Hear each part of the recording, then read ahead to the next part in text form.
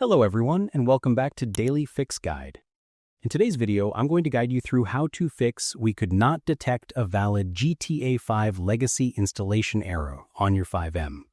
So the process is extremely straightforward, so that's a very easy fix. Whenever you'll try to open FiveM, you should be seeing an error like this. Now the first step is to get the exact address of your working game file, and I'm going to show you this on Epic Games, but the process will be exactly similar in Steam as well. So what you do is open your launcher, then go to your directory or your installed location. So for Epic Games, go to Manage, then just simply go to the download location of your game, then copy the address bar. Now open FiveM,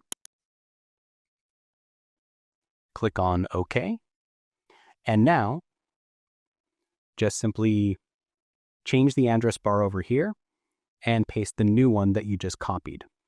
Now hit Enter and just choose GTA 5 Legacy, then hit OK. And it should start, as you can see, right over here. So that's it. Now you know exactly how to point FiveM to the correct installation folder so you can get back to your servers.